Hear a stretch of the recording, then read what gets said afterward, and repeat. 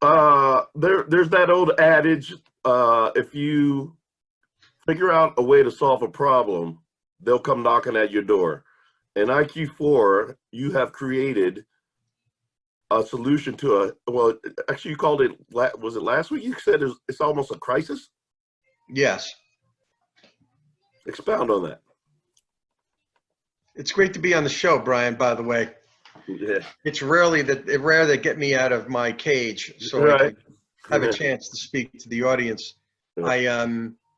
So we are in a crisis. We are on a global scale.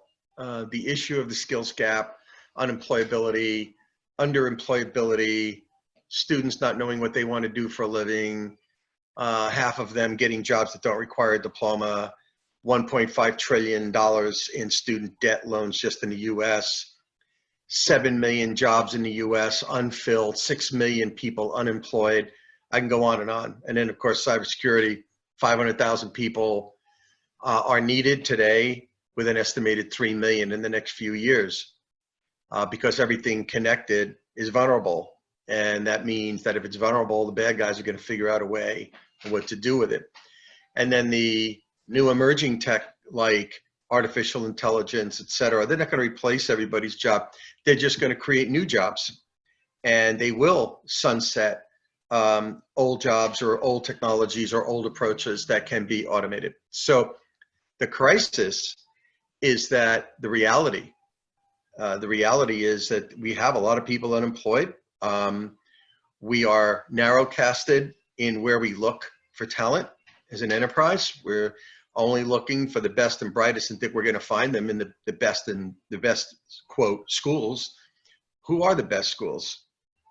Is there such thing as best people as opposed to best schools? So we need to change the approach to solving the crisis. And like one of the things that our mutual friend Steve Yacko said was there's a lot of people who are aging out that came up with him, and there are a lot of people who aren't ready, and there's going to be this huge need for tech savvy students, and they're not ready coming out of school. And then my first conversation with you, when you said it could be anywhere from 100 to 200,000 for a company to recruit, train, and make a person ready or a good employee, and you're solving that problem. Yeah, so I think, we talked about the crisis of the skills gap.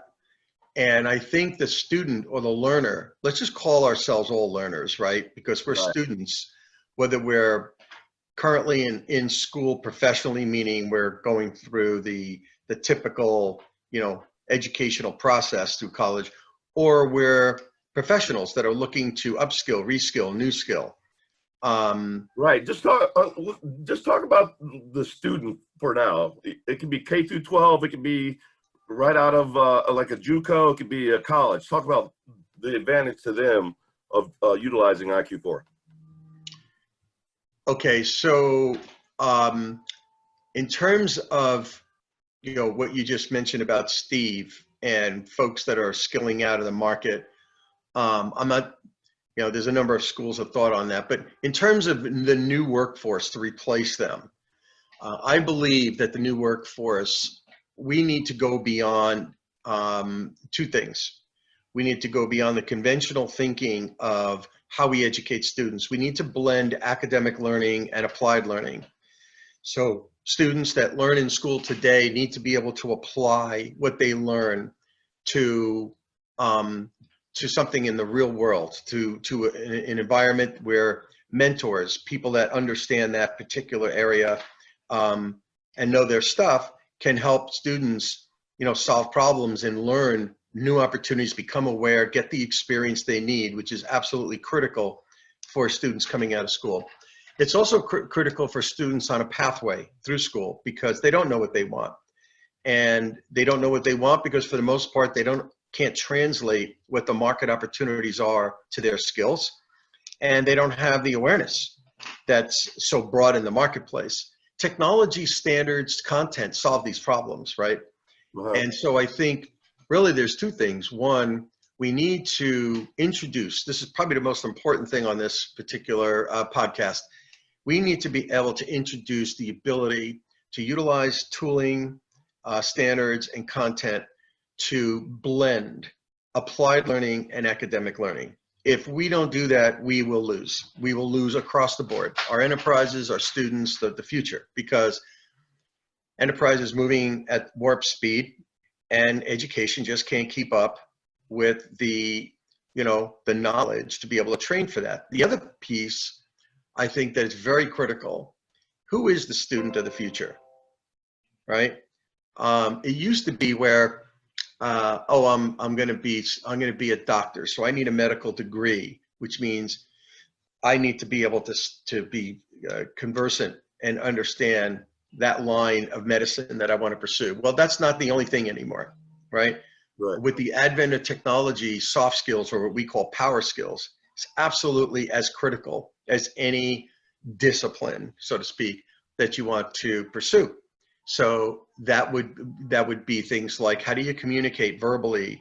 How do you communicate written skills? How's that? How's your professional and leadership skills? How well do you problem solve? And what's your critical thinking like? This is what employers want to know, because as skills change, they want to know you could adapt to that.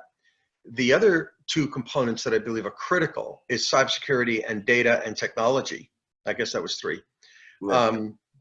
Because no matter what you pursue in life, today it's all about data. And if you don't understand how data works and how it could be analyzed, data science, artificial intelligence, or machine learning, all of those technologies all around data, that's one piece.